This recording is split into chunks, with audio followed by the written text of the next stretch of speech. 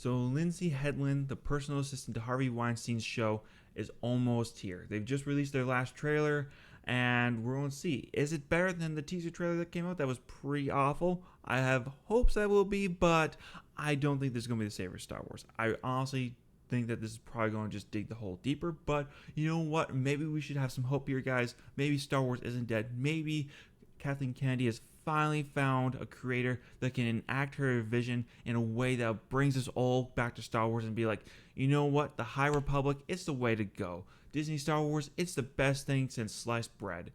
I doubt that, but you know what? Let's give the trailer a chance and see what we got going on here. I'm very high skeptic here, but you know, gotta give everything a chance, right? So let's get on it. Last night, a Jedi was murdered.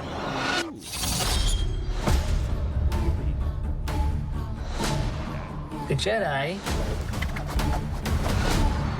justify their galactic dominance in the name of peace. Wait. The Jedi are not controlling the galaxy. Like, they don't dominate the galaxy. Like, okay, maybe from the villain's perspective, sure, maybe, but I don't even understand how they could have that perspective. Like, maybe they made the argument like the ineffective Jedi are not controlling or guiding the universe. They're allowing the Republic to be the sole proprietors of the universe instead of just grasping power by their hands. Like, why would you say that the Jedi are dominating the galaxy when they clearly aren't? They're just peacekeepers. They're just there as guides. They adhere to the advice from the Republic, and they go on peacekeeping missions for them. Like, we don't really see the Jedi taking a dominating stance in the Republic until the Clone Wars. I mean, yes, maybe you can make the argument that they were back in the Sith Wars, but according to this time frame, that was at least 100 or 200 years ago. It's nowhere near this time frame anymore. So I'm curious to see why this character sees the Jedi as a dominating force when they clearly aren't.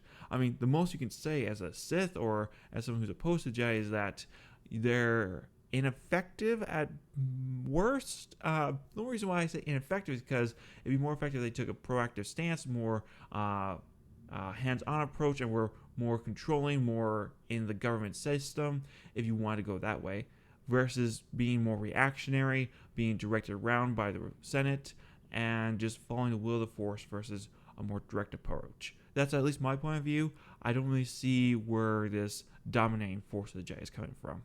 But that's just coming from a fan, and I'm going to presume that everyone who writes these Star Wars shows isn't really a fan, and they just have a vague understanding of Star Wars. At least that's what I've seen so far from Disney's work. But that peace is a lie. That line, peace is a lie, man. There's always war going on. There's always a struggle. There's always another fight. You know, never have peace, man. It's all a lie. That's what we get from the progressives nowadays. So I guess we can see where this person's coming from, at least with their mindset. Jedi are being hunted. The hunt is on.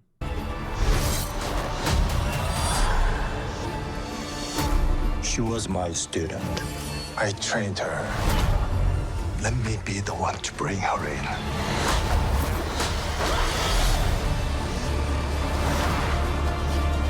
I sense this is only a small part of it. Wait a second, what did I see there? That's the only kind of alien that you have in your show? And you just gave her green skin? Like, nothing against the actress. The actress looks fine. It's just that the costume department, like, all you did is you threw some green paint on her, and you gave her some purple dots.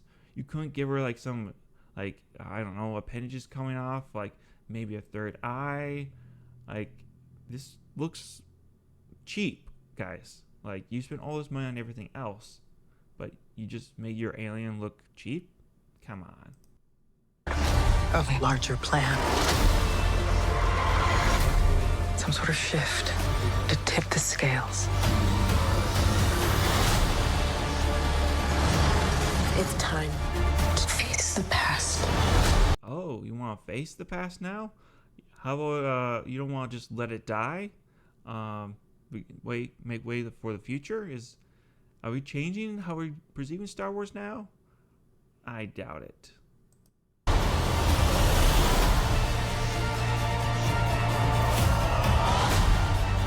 destiny is not decided for you by an anonymous force. No, no. But there is a path forward that the Force wants to guide you. I mean, the Force, yes, it's not an entity of itself. It flows through living things, it surrounds living things, and it does have a will of its own to keep things balanced, whereas the Sith keeps things unbalanced. So, yes, you can choose. The Force is never forcing anybody to make a choice. So I don't really know where that's coming from. But if you're willing to listen to the Force and let it guide you, then you can react and probably make the galaxy a better place. So I'm not sure where this teaching is coming from, except for it does sound like it's coming from the Sith, so that's probably where we're coming from here. But I'm just saying, at least from my understanding of the Force, that's what I see it as. Now, if you have a different perspective, let me know in the comment section below. I'd like to hear that, but at least that's my understanding of how the Force works. If you want to pull the thread and change everything, then pull it.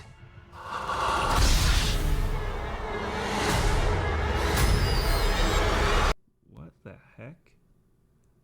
Really? This is what we're using as your Kylo Ren, your Darth Vader figure? Like, yeah, the helmet up here looks fine, but this? What's the point of this? Are we in like a slasher film, people? Like, why do you have the mouth guard wide open, the perfect place for a lightsaber to go through or a blaster fire? Like, I mean, really? I don't get it. What are you? What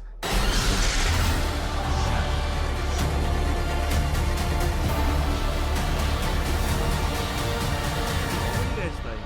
I was not all that impressed by this. I have a feeling of mediocrity coming from it. Why do all the Jedi wear the same yellow robes? Why is there no differentiated within it? I know that they're Padawans, but are they all the Padawans after that one master?